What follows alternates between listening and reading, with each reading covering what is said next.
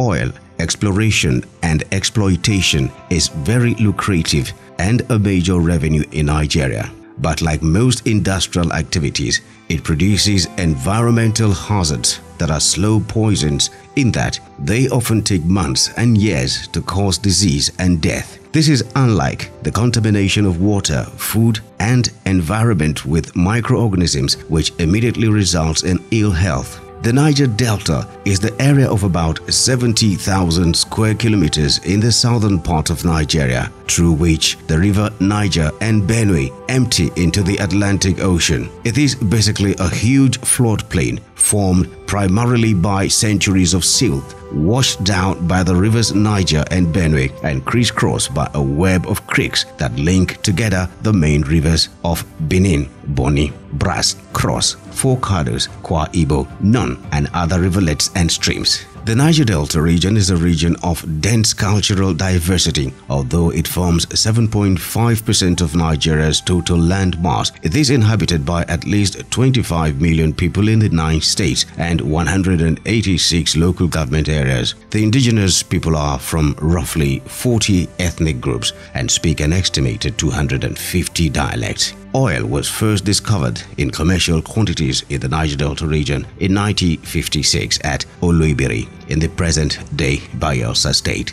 Other discoveries soon followed and exports began in 1958. Although significant quantities only began to flow from 1965 with the completion of a terminal on Boni Island in Rivers State and pipelines to feed the terminal. In 2004, Nigeria exported an average of 2.5 million barrels of crude oil every day, and with an oil reserve conservatively put at 35 billion barrels, this would continue for at least the next 40 years.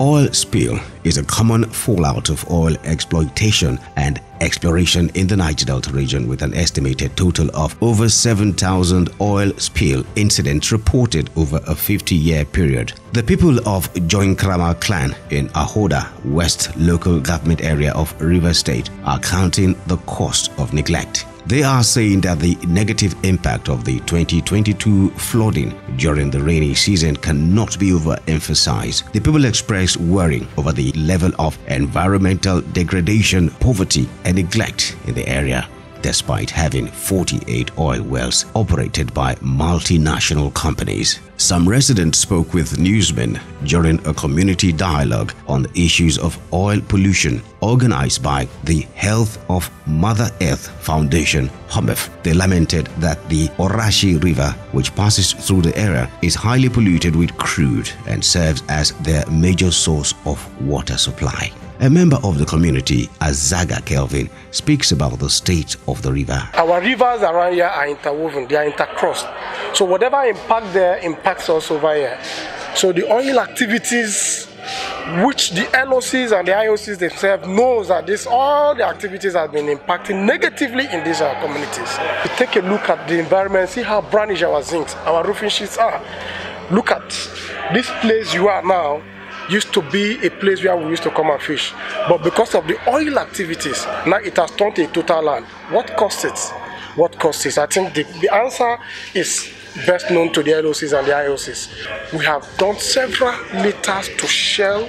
They don't listen to anybody. The only language they listen is violence. Then you will start hearing, hey, Ususu is a no-go area. Hey, Jonkrama #1. Everybody there is a cultist. They are all militant. That is what the brand does. And in our nature, we are not violence by nature.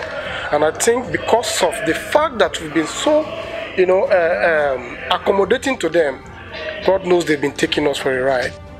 Another resident, Mrs. Avigian Obilianiso Goodwill, said poverty is clearly written on the faces of Joinkrama residents. One of the greatest experience we've had in this area is the flooding. The flood, the thing has been disturbing people all over. Like in this local area like this, farming, if I may say, is their major trading.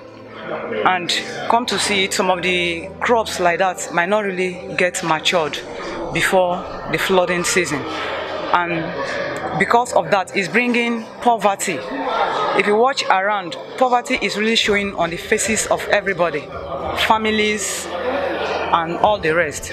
The community plays host to Adibawa oil field, operated by Shell Petroleum Development Company of Nigeria Limited. The community is ravaged by poverty, environmental degradation, and neglect, with inaccessible roads cut off by flood and erosion. They said the 2022 flood really dealt with them. Crops were all destroyed. Most were rendered homeless. The access road was completely broken, and the oil companies were not helping matters. This is Abiodun Oboleniso, another resident of the community. When we farm, our cassava is not producing anything. Even the natural crops that God gives to us is not producing, and they are falling down, up and down. Both monkey rice, bush mango, and all other trees. In our river, we don't have fish. Every time crude oil is floating in our river. When we go to catch fish in the river, we did not kill anything. That is what we are suffering from in this JP1. For his part, renowned environmentalist and director of HOMEF, Nemo Basi, described Joinkrama as a geographical laboratory for the study of environmental problems ranging from flood, gas flaring, and oil spills. Basi, who further described the situation in Joinkrama as really pitiable, horrible, and unacceptable, said the diagnostic dialogue was imperative to finding out the situation in communities heavily impacted by global warming caused by the gas flaring and oil extraction. Joinkrama is extremely important for this dialogue because this is one of the communities that gets completely submerged during flooding, like the last flood in Nigeria in 2022. Just looking around the buildings, you can find the level that the flooding got to. We're also here because there are key issues relating to oil exploration, oil and gas exploration in this area. There's been a lot of oil spills over the decades, not just recent. There's been a lot of human rights abuses and repression of the people, and we thought we should hear from them. We're believing that if authorities were attentive to the cries of the people, if they were attentive to what is going on in these communities, the situation would not be what it was now. This is a community that is heavily impacted by global warming, and they have not contributed to the cost of the problem.